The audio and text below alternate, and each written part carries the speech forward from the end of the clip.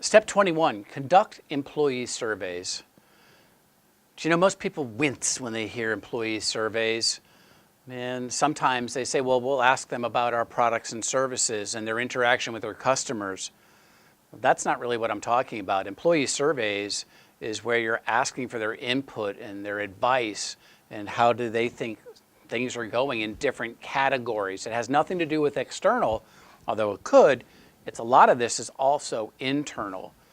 They say you should be doing these every 2 years. I do them more frequently, but I also expand it past the employee and I do my partners as well.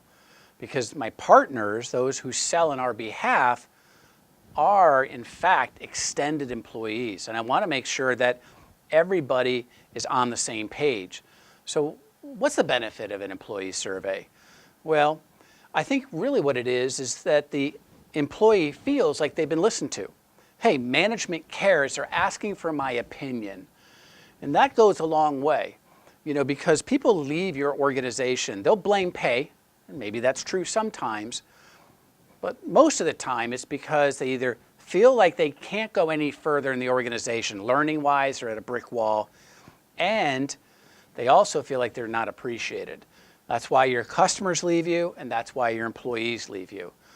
By doing employee surveys, you can figure out and get a pulse of how are people feeling and how are people looking at X, Y, and Z.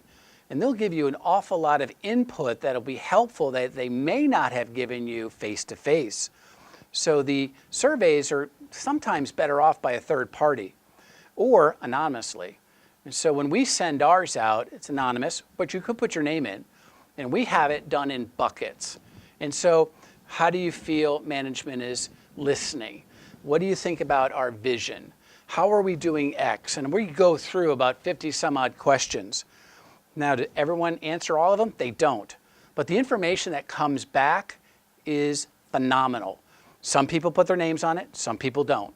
Those that do, I never hold it as a weapon. Why did you say this? I take everything that was said and I only say thank you. I never hunt based on the surveys.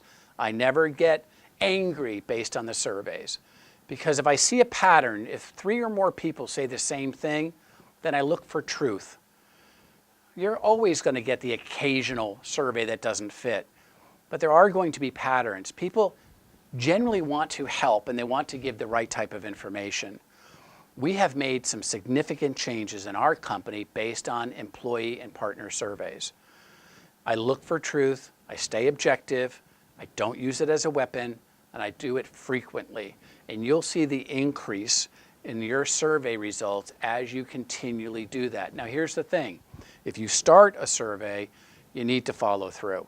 If you're going to get a lot of feedback that, hey, this particular thing needs to change, if you're not going to address it and you pretend you didn't see it, that sends a negative message. You have to be congruent.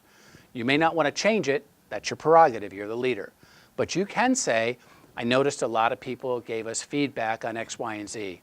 I want to address why we need to do it this way and what we're going to be doing in the future. And give them some background to why it has to be this way if you're not going to change it. Other things is that I do change. I like to summarize our surveys and give them back to the people so they can see what others have said. Because we don't hide, we get better and better feedback from our employees every single year. Good luck. The Road to Excellence, 6 leadership strategies to build a bulletproof business is on sale now at shop.sandler.com. Contact a local Sandler trainer to learn more about our Organizational Excellence Management Training Program, or click subscribe to get notified about future management tips.